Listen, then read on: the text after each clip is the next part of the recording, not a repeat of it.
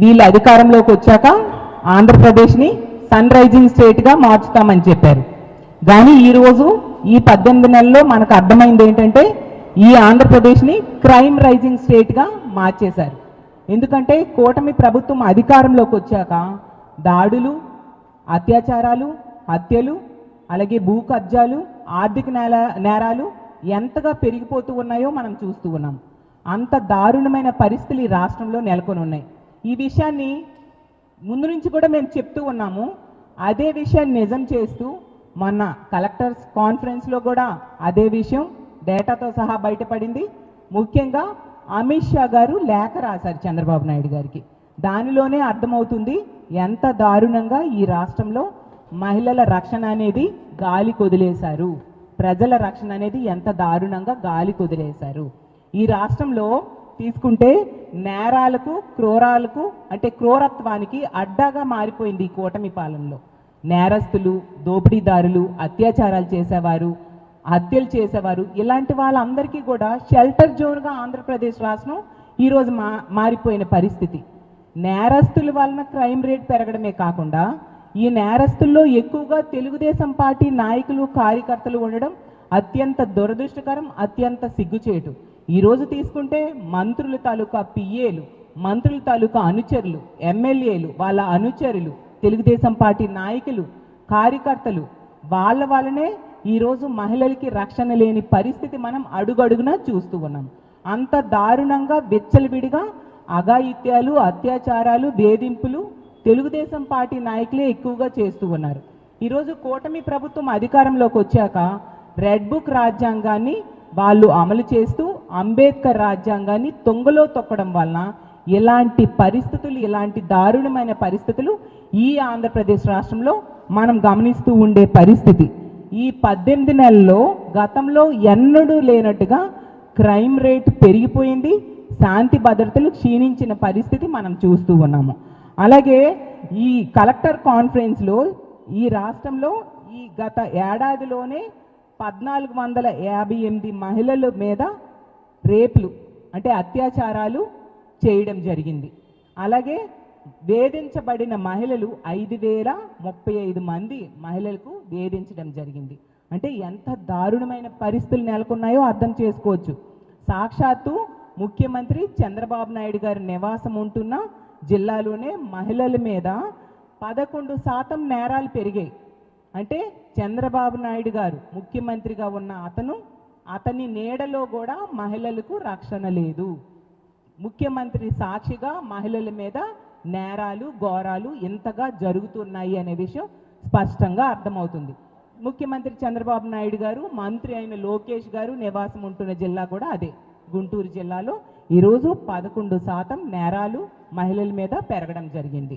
అలాగే హోంమంత్రి అనిత గారు ఇన్ఛార్జ్గా ఉంటున్న విజయనగరం జిల్లాలో కూడా దారుణంగా మహిళల మీద నేరాలు 19% పెరగడం జరిగింది. అది కలెక్టర్ కాన్ఫరెన్స్లో మీరిచ్చిన డేటాయే. అంటే ఎంత దారుణంగా శాంతి భద్రతలు ఈ రాష్ట్రంలో దిగజారిపోయాయి అనే విషయం ఈ రాష్ట్ర ప్రజలు అర్థం చేసుకోవాల్సిందిగా కోరుతున్నాను. ఈరోజు నిజంగా ఈ కూటమికి ఓట్లేసిన ప్రజలు బాధపడుతున్నారు. ఎందుకు ఓట్లేసామా, ఇలాంటి ప్రభుత్వానికి తెచ్చుకున్నామని ఈరోజు బాధపడే పరిస్థితి. మహిళలకి ఇంట్లో రక్షణ లేదు, బయట రక్షణ లేదు, పని ప్రదేశంలో కూడా రక్షణ లేని పరిస్థితులు మనకు అడుగడుగునా కనిపిస్తూ ఉన్నాయి. నిజం చెప్పాలంటే హోంమంత్రి ఒక మహిళ అయి ఉండి ఈ హోంమంత్రిగా ఈ రాష్ట్రానికి ఉండి, అలాగే ముఖ్యమంత్రిగా చంద్రబాబు నాయుడు గారు ఉండి ఇలాంటి పరిస్థితులు ఉంటూ ఉంటే నిజంగా ఈ ప్రభుత్వం సిగ్గుతో తలదించుకోవాలని నేను తెలియజేస్తూ ఉన్నాను. నిజం చెప్పాలంటే అమిత్ షా గారి లేఖ చంద్రబాబు నాయుడు గారికి రాశారు. మాట్లాడితే చంద్రబాబు నాయుడు గారు చెప్తూ ఉంటారు, ఇలా ఎవరికైనా ఆపద వస్తే 10 నిమిషాల్లోనే వాళ్ళకి రక్షించేస్తాము అనేసి అబద్ధాలు చెప్తూ ఉంటారు. అది అబద్ధాలని మేము చెప్పడం కాదు, అమిత్ షా గారు రాసిన లేఖలో చంద్రబాబు నాయుడు గారు ఈ కూటమిలో ఉన్న వాళ్ళు చెప్తున్నవన్నీ కూడా అబద్ధాలు అని స్పష్టంగా అర్థమవుతుంది. ఎందుకంటే ఈ దేశంలో నేషనల్ యావరేజ్ 18 నిమిషాలు 112 ఎమర్జెన్సీ కాల్ సెంటర్కి కాల్ చేస్తే రెస్పాండ్ అయ్యే సమయము నేషనల్ యావరేజ్ 18 నిమిషాలు అయితే ఏపీ యావరేజు 25.50 నిమిషాలు, అంటే ఇంచుమించు 26 నిమిషాల్లో మన ఆంధ్రప్రదేశ్ రాష్ట్రంలో పోలీసులు రెస్పాండ్ అవుతున్నారనమాట. అంటే నేషనల్ యావరేజ్ కంటే ఎంత దారుణంగా వీళ్ళ రెస్పాండ్ అయ్యే టైం ఉంది. ఈ రాష్ట్రంలో ప్రజలు కానీ మహిళలు కానీ 112కి ఫోన్ చేసి రక్షించండి మేము ఆపదలో ఉన్నాము అని మొరపెట్టుకుంటే వాళ్ళు 26 నిమిషాల వరకు స్పందించట్లేదు. ఎందుకు మహిళలంటే మీకు ఎంత చిన్న చూపు, మహిళలంటే ఎందుకు ఎంత నిర్లక్ష్యము, ఎంత దారుణంగా మహిళల భద్రత ఎందుకు గాలికి వదిలేశారు, మళ్ళీ తిరిగి అబద్ధాలు 10 నిమిషాల్లో స్పందిస్తామని చెప్పి ప్రజల్ని మభ్య పెట్టడానికి మీరు ప్రయత్నిస్తూ ఉన్నారు. అదే మా జగన్మోహన్ రెడ్డి గారి టైంలో తీసుకుంటే పోలీసులకి ఫోన్ చేసిన 3 నుంచి 5 నిమిషాల్లో వెంటనే స్పందించి రక్షణ కల్పించేవారు. కానీ ఈరోజు ఇంత దారుణంగా దేశంలోనే దారుణంగా ప్రజలు ఇచ్చే కంప్లైంట్కి కాల్ సెంటర్కి కాల్ చేస్తే 26 నిమిషాల వరకు మీరు స్పందించట్లేదంటే పోలీస్ వ్యవస్థ ఉందా లేదా, ముఖ్యమంత్రి గారు ఉన్నారా లేదా, హోంమంత్రి ఉన్నారా లేదా అర్థం కాని దురదృష్టకరమైన పరిస్థితులు ఈరోజు ఈ రాష్ట్రంలో నెలకొని ఉన్నాయి. దానికి ఎన్నో ఉదాహరణలు మొన్ననే చూసాం. మంత్రి సంధ్యారాణి గారి పిఏ ఎంత దారుణంగా ఒక ప్రభుత్వ ఉద్యోగిని వేధిస్తే ఆమె పోలీస్ స్టేషన్కి వెళ్ళి కంప్లైంట్ ఇచ్చింది. అలాగే మీడియా ముందుకు వచ్చి ఏడ్చి తన బాధని చెప్పుకోవడం జరిగింది. కనీసం పోలీసులు స్పందించారా? తిరిగి ఆమెకి పోలీస్ స్టేషన్స్ చుట్టూ తిప్పడం జరిగింది, హాస్పిటల్ తీసుకెళ్లి పరీక్షలు చేశారు, కోర్టు ముందు స్టేట్మెంట్ ఇప్పించారు. మరి ఈ పని చేసిన సంధ్యారాణి గారి పిఏకి ఎటువంటి శిక్ష మీరు వేశారు? కనీసం అరెస్ట్ చేశారా? అతనికి పోలీస్ స్టేషన్కి తీసుకొచ్చారా? అతనికి హాస్పిటల్కి కానీ కోర్టు ముందు కానీ హాజరుపరిచారా అని నేను అడుగుతున్నాను. అంటే బాధించిన వాళ్ళు కాకుండా బాధించబడిన వాళ్ళకే మీ ప్రభుత్వంలో శిక్షలు ఉంటాయి, ఈ విధంగా వేధింపులు ఉంటాయి అనడానికి తాజా ఉదాహరణ. ఎంత దారుణంగా ప్రభుత్వ ఉద్యోగి అయిన మహిళ ఈ విధంగా ఒక మంత్రి పిఏ వలన వేధించబడితే కనీసం రెస్పాండ్ కాని పరిస్థితి మనం చూస్తూ ఉన్నాము. అలాగే పోలీసులు రెస్పాండ్ కావట్లేదు అనడానికి ఎన్నో సంఘటనలు తీసుకుంటే రాంబిల్లిలో మనం చూసాం. ఒక అమ్మాయిని ఒక అబ్బాయి వేధిస్తూ ఉంటే అతను అరెస్ట్ అయ్యి మళ్ళీ బయటికి వచ్చి ఆ అమ్మాయిని వేధించడం ప్రారంభించాడు. ఆ ఇంట్లో వాళ్ళు కంప్లైంట్ ఇస్తే పోలీసులు రెస్పాండ్ కాకపోతే ఆ వ్యక్తి వచ్చి ఇంటికి వచ్చి ఆ అమ్మాయికి పీక కోసి చంపేయడం జరిగింది.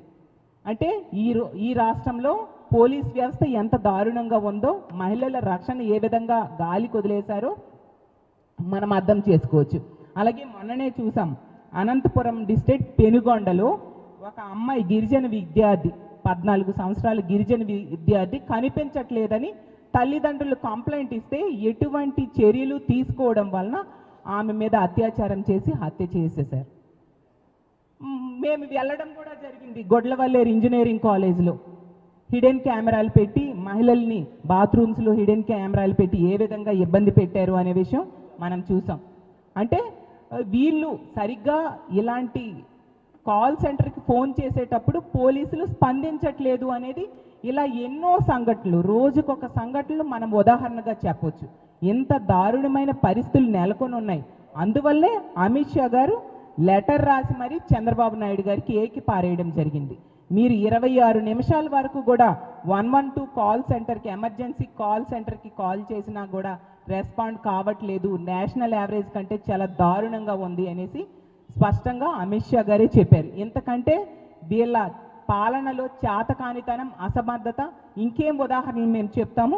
అలాగే చంద్రబాబు నాయుడు గారు మన కలెక్టర్స్ కాన్ఫరెన్స్లో చెప్పడం జరిగింది, మీరు బాగా పనిచేస్తున్నారని నేను అనుకుంటున్నాను, నేను బాగా పనిచేస్తున్నానని మీరు అనుకుంటున్నారు, కానీ ప్రజలు మాత్రం మన పాలనని మెచ్చట్లేదు అనేసి.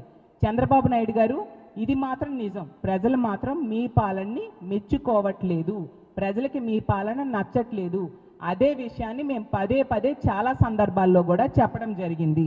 ఏమంటే మీరు చెప్తారు డేటా డ్రివెన్ గవర్నెన్స్ మాది అనేసి గొప్పలు చెప్పుకుంటూ ఉన్నారు.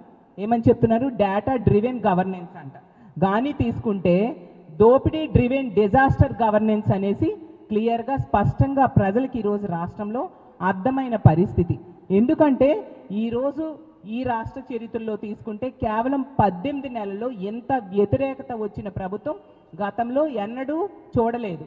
మీరు దోపిడీదారుల్ని, కబ్జాదారుల్ని, హత్యలు చేసేవాళ్ళు, అత్యాచారాలు చేసే వాళ్ళని మీ ప్రభుత్వ పెద్దలే కాపాడుతూ ఉన్నారు. మీ పార్టీ నాయకులే ఎక్కువగా ఉండే పరిస్థితి ఉంది. కాబట్టి ఈరోజు శాంతి భద్రతలు మీ ప్రభుత్వం అధికారంలోకి వచ్చాక ఎంత దారుణంగా క్షీణించాయనే విషయం స్పష్టంగా ప్రజలకు అర్థమవుతూ ఉంది. అలాగే తీసుకుంటే ఈరోజు ఆడబిడ్డల్ని వేధించే వాళ్ళు టీడీపీ వాళ్ళే, అలాగే మహిళల మీద అత్యాచారాలు చేసేవాళ్ళు టీడీపీ వాళ్ళే, అలాగే మైనర్ బాలికల మీద అత్యాచారాలు చేసేవారు టీడీపీ వాళ్ళే, కల్తీ మద్యాన్ని తయారు చేసేవాళ్ళు టీడీపీ వాళ్ళే, అలాగే డ్రగ్స్ సప్లై చేసేవాళ్ళు టీడీపీ వాళ్ళే, గంజాయిని పెంచి పోషిస్తున్నది కూడా టీడీపీ వాళ్ళే, అలాగే ఇసుక అక్రమ రవాణా చేస్తుంది కూడా టీడీపీ వాళ్ళే. ఈరోజు తీసుకుంటే ప్రభుత్వ ఉద్యోగుల్ని వేధించేది కూడా టీడీపీ వాళ్ళే, అలాగే తెలుగుదేశం పార్టీలోని మహిళల్ని వేధించి అత్యాచారాలు చేసేది కూడా తెలుగుదేశం పార్టీ వాళ్ళే. ఎంత దారుణంగా పేకాట క్లబ్బులు నడిపేది కూడా తెలుగుదేశం పార్టీ వాళ్ళే. ఈ విధంగా ఇలాంటి క్రైమ్ ఎగ్నిస్ట్ ఉమెన్కి ముఖ్యమైన కారకులు తెలుగుదేశం పార్టీ వాళ్ళు. వాళ్ళని కంట్రోల్ చేయట్లేదు సరికదా. ఏ తప్పు చేసినా ఎటువంటి శిక్ష ఉండదు ప్రభుత్వంలో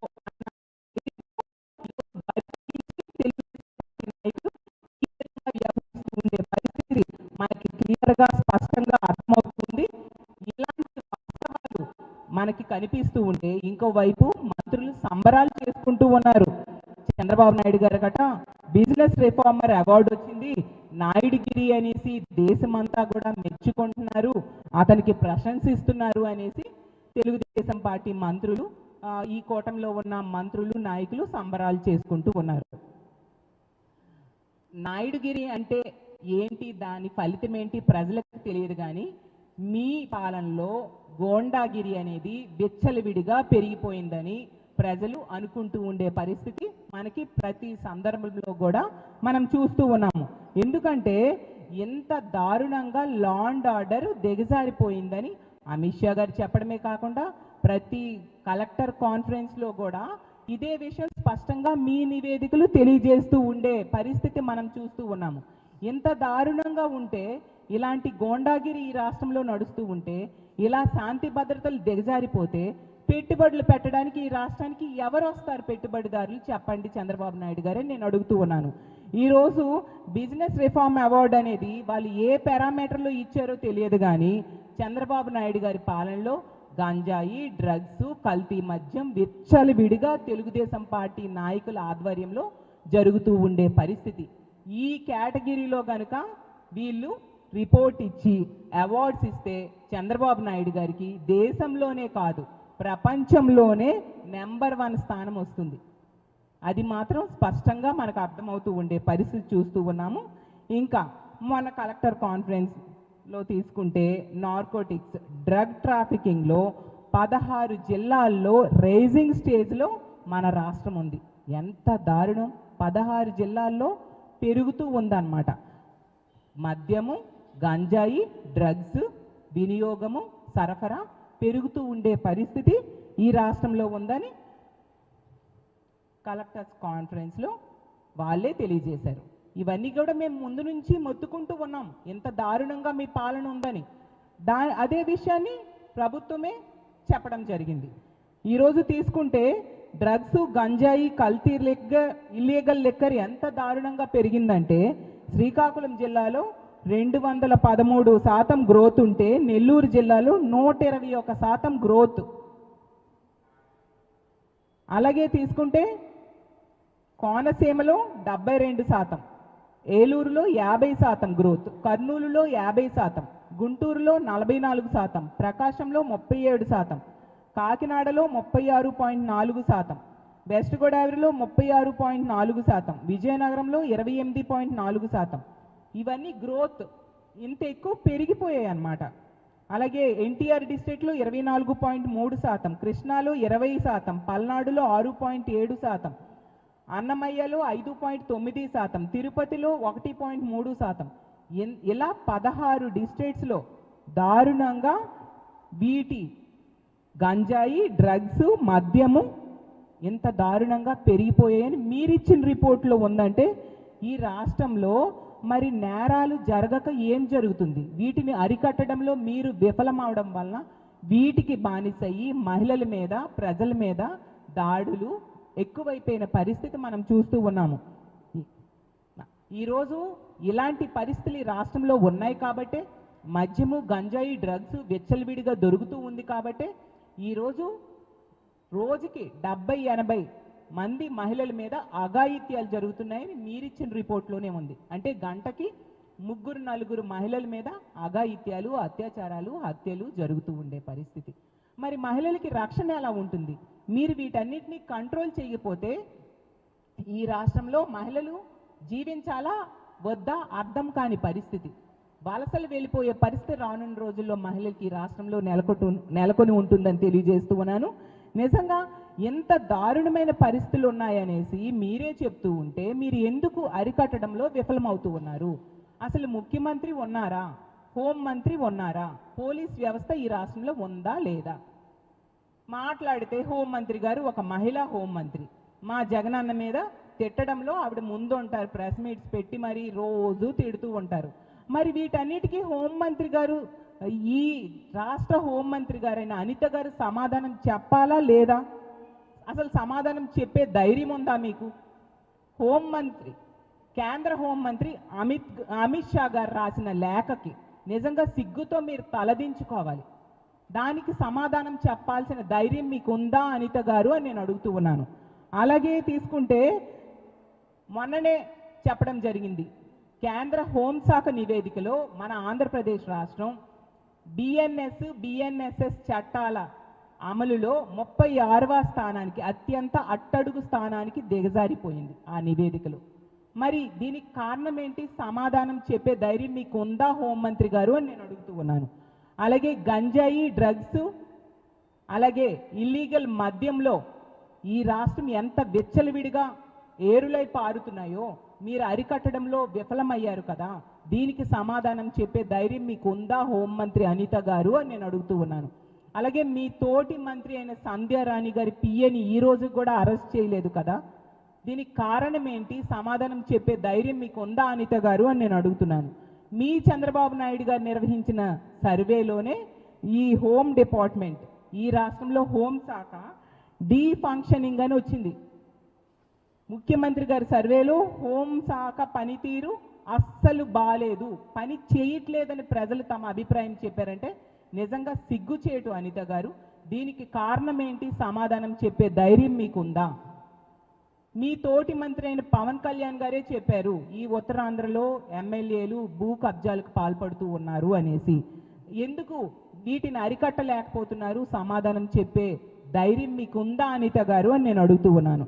అసలు మీ తోటి మంత్రి అయిన పవన్ కళ్యాణ్ గారు చెప్పినట్టుగా మీరు హోంమంత్రిగా అత్యంత అసమర్థత ఉన్న హోంమంత్రి ఈ రాష్ట్రానికి ఉన్నారు. అలాగే ఫెయిల్యూర్డ్ హోంమంత్రిగా ఈరోజు ఉన్నారు. నిజంగా సిగ్గుతో తలదించుకోవాలి. ఈ విధంగా ఈ రాష్ట్రంలో ఘోరమైన రిపోర్ట్స్ ఉంటూ ఉంటే ప్రజలు ఎలా జీవిస్తారు? మీకు ఎందుకు ఓట్లేసామని ఈరోజు ప్రజలు బాధపడుతూ ఉన్నారు. వీటన్నిటికీ కారణం ఏంటంటే పోలీసులకి మీరు స్వేచ్ఛ ఇవ్వకపోవడం, రెడ్ బుక్ రాజ్యాంగం అమలు మీద దృష్టి పెట్టి ప్రతిపక్ష నాయకులు, కార్యకర్తలని అక్రమ కేసులు ఇరికించడానికి, అక్రమ అరెస్టులు చేయడానికి ఉపయోగిస్తున్నారు తప్ప వాళ్ళకి స్వేచ్ఛ ఇచ్చి అంబేద్కర్ రాజ్యాంగం అమలయ్యేట్టుగా చేయట్లేదు. కాబట్టి ఇలాంటి దుస్థితి ఈ రాష్ట్రంలో నెలకొని ఉంది. ఇప్పటికైనా ప్రభుత్వం కళ్ళు తెరుచుకొని, ముఖ్యమంత్రి గారు కళ్ళు తెరిచి ఈ రాష్ట్రంలో అంబేద్కర్ రాజ్యాంగం అమలయ్యేట్టుగా పోలీసులకి స్వేచ్ఛ ఇవ్వాల్సిందిగా, అలాగే ఈ ఎమర్జెన్సీ రెస్పాన్స్ టైం ఇంత దారుణంగా ఉంది. నిజంగా ప్రజలు ఏదైనా కష్టం వస్తే, వాళ్ళకి ఏదైనా ఆపద వస్తే కాల్ చేసే 112కి కాల్ చేస్తే ఎంత సమయం తీసుకుంటే, ఎంత నిర్లక్ష్యంగా మీరు రెస్పాండ్ అవుతూ ఉంటే ప్రజలు ఏ విధంగా జీవిస్తారు? ఇప్పటికైనా మీరు బుద్ధి తెచ్చుకొని ప్రజలకి మేలు జరిగేట్టుగా అంబేద్కర్ రాజ్యాంగం అమలయ్యేట్టుగా చేయాల్సిందిగా చంద్రబాబు నాయుడు గారిని కోరుతున్నాను. ఇలాంటి పరిస్థితుల్లో కొనసాగితే మాత్రం ఖచ్చితంగా ఈ రాష్ట్ర ప్రజలు మీకు బుద్ధి చెప్పే సమయం తొందరలోనే వస్తుందని తెలియజేసుకుంటూ సెలవు తీసుకుంటున్నాను. జై హింద్.